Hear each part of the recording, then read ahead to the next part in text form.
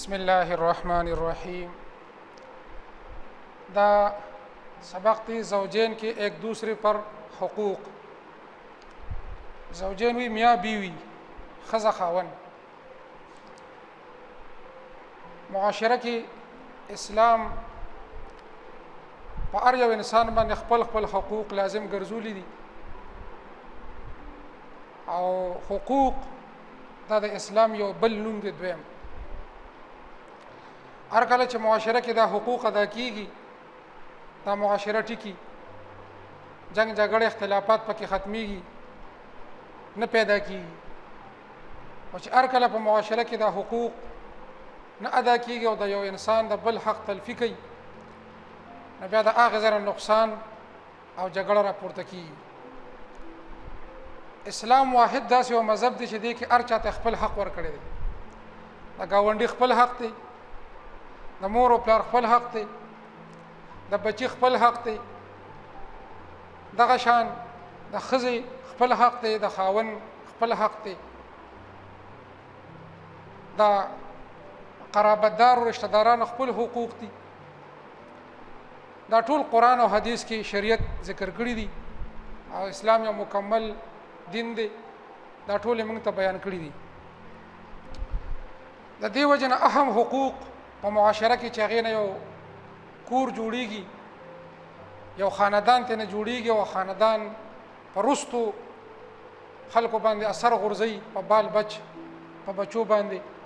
نو په هغې کې یو حقوق دي د زوجینو حقوق. هر کله معاشره کې چې خاوند او ښځه د یو بل حق ادا کوي نو دا معاشره صحیح روانوي او د دې اثر په بچو باندې ښه کېږي. هغه بچي ښه تربیت حاصلوي او هغوی ښه ښکلې زندګي تیروي. خو چې هر کله دې ځای کې میاں بیوي ښځه خاوند په خپلو کې اختلافات ساتي او په کور کې دوی جګړې وي نو هغه په بچو باندې ډېر لوی اثر خراب غورځوي او هغې نه معاشره لاندې خراب شي، بچو ته نقصان ورسي، د هغوی حق تلفي پکې وشي، د هغوی صحیح تربیت ونه کړي شي. د دې وجې نه اسلام قرآن کې او په حدیثو کې د ښځې خاوند حق ذکر کړی دی. د دې وجې نه موږ وایو چې دا دواړه بیان کړو چې دا ښځې څه حق دی او د خاوند څه حق دی، چې دا دواړه حقوق بیل بیل ذکر کړو. نو اول حق چې کوم دی نو شوهر کې حقوق. اول حق د خاوند حق.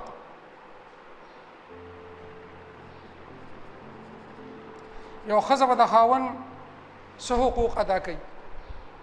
د ښځې ذمہوارۍ څه دي او د خاوند حق څه دی. ښځه به څه کوي د خاوند لپاره. نو دا حقوق اول موږ ذکر کوو. نو اول دا چې ښځه به د خاوند تابعداري به کوي، اطاعت او فرمان برداري به کوي،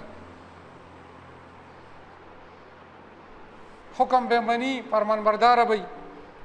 د خاوند د حکم نافرمانی به نه کوي. خاوند چې ورته څه حکم کوي هغه به کوي. پیغمبر علیه الصلاۃ والسلام په حدیث کې ذکر کړی دي، فرمایي چې داسې یو ځای خاوند ورته وښیي چې دې ځای ته به نه ځئ، بس دا ښځه به نه ځي، بلکې د خاوند د حکم نه بغیر به د کوره بهر هم نه وځي، هېڅ چېرته به نه ځي. پیغمبر علیه السلام فرمایي وایي کومه زنانه کومه ښځه چې د خاوند د حکم نه بغیر اجازت نه بغیر بهر ووته او دا مړه شوه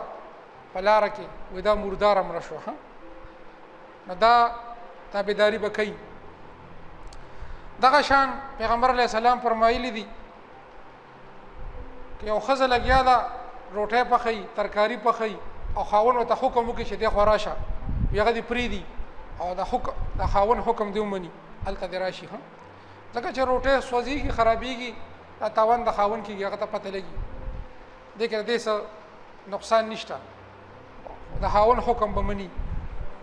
دغه شان پیغمبر علیه السلام فرمایي که په دې سړي د خاوند په دې خپو کې نه نکې شوي، دانې پکې وي او دا ورته وایي چې راشه دا ماله صفا که، د خاوند دې ښځې ته وایي، نو ښځه به راځي به د خاوند تابعداري کوي،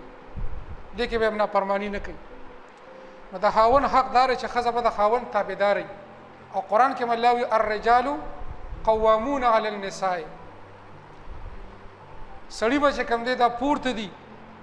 دا قوام دي د اوچت دي دا ذمہوار دي دا نگرانان دي په ښځو باندې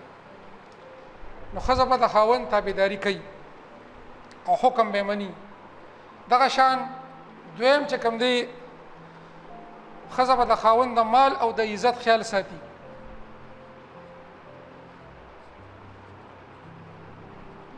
د دې حفاظت وکړي که خاوند کور کې ني پیسې دي مال دي دولت ته دا بوله ښځه غلط نه استعمالي چې د لاسو په ځای شل لګي او د شلو په ځای زر لګي داسې به نه کوي بې ځایه باندې ځکه چې دا مال دا د خاوند مال دی او ښځه صرف څوکیداره ده نو د خاوند د مال به حفاظت کوي دغه شان خاوند خو سار لاړ شي ماښام راشي ډیوټۍ له ځي دکان ته ځي ټول کور ذمہواري او نگرانی حفاظت دا ښځې ته حواله شوې ده نو ښځه به د مال حفاظت کوي مال به خرابوي نه دغه شان عزت خیال به هم ساتي یعنی د خاوند په موجودګۍ کې به دا چا سره ملاویږي نه اگر که داسې رشته داري وي نو هغې سره به هم نه ملاویږي چا سره چې نکاح کېږي او د خاوند په موجودګۍ کې به هېڅ څوک کور ته نه راولي د دې وجې نه دا د خاوند د مال او د عزت خیال ساتل دي پیغمبر علیه الصلاة والسلام په هیره حجۃ الوداع کې کومه خطبه فرمایلې ده په هغې کې هم دا ویلي دي چې تاسو ښځې خاوند ته خپل حق ورکړئ او هغه حق دا دی چې تاسو د خاوند په بیچونه کې د خاوند په بستره کې بل څوک مه شریکوئ ځان سره یعنې ځان د بدکارۍ نه او بدپیلۍ نه ځان محفوظ وساتئ د دې الزاماتو نه هم ځان محفوظ وساتئ د دې وجې نه ښځه به د خاوند د مال او د عزت ډېر خیال ساتي بل حقداري چې پیغمبر علیه السلام فرمایي ښځه به خاوند خوشحاله ساتي ها داسې څه کار به نه کوي داسې څه خبره به نه کوي چې هغې سره خاوند ته نقصان ورسي او خاوند خفه شي بلکې د هغه خیال به ساتي خوشحاله به ساتي دې وجه نه پیغمبر علیه السلام فرمایلی دي که سجده کول د الله نه سیوا بل چاته جایز وه چې یو سړی به د الله د ذات نه سیوا بل چاته سجده کول دا جایزي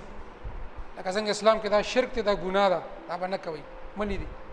نو پیغمبر علیه السلام که دا جایز وه نو ما به ښځو ته حکم کړی چې روزانه خپل خاوند ته سجده کوه علي به نور د کور کار کوي خو پیغمبر علیه السلام فرمایي سجده د الله د ذات نه سیوا جایز نه ده حرامه ده منې ده د دې وجه نه نو مطلب دا شو چې ښځه به خاوند دومره خوشحاله ساتي که پیغمبر علیه السلام سجده جایز وه نو هم ورته ما حکم کړی چې دې سجده وکړي خپل خاوندانو ته څلورم دا چې شکرګزاري پکې پیدا کړي شکرګزار ښځه به د خاوند شکرګزاري پیغمبر علیه الصلاة والسلام فرمایي په حدیث کې چې ما په جهنم کې د سړو په نسبت باندې ښځه ډېرې ولیدې یو زنانه ورته پاسې ده پیغمبر علیه السلام ته یې دا ولي پیغمبر علیه السلام ورته وفرمایل وایي تاسو کې شکر ډېر کم دی ها ټول عمر خوراک کاک کوئ تیار خورئ خاوندان لګیایي څوک نوکري کوي څوک دکانداري کوي څوک زمینداري کوي او روړي او تاسو خورئ خو چې لږه سخت راشي بس بیا هغه ټول هر څه ایر شي پتیر شي او ختم شي د دې وجه نه په ښځو کې وي شکرګزاري کمه ده نو دوی له پکار دي چې د خپلو خاوندانو شکریا ادا کوي او شکر یې ادا کوي پنځم نمبر حق دا دی مناسب زیب و زینت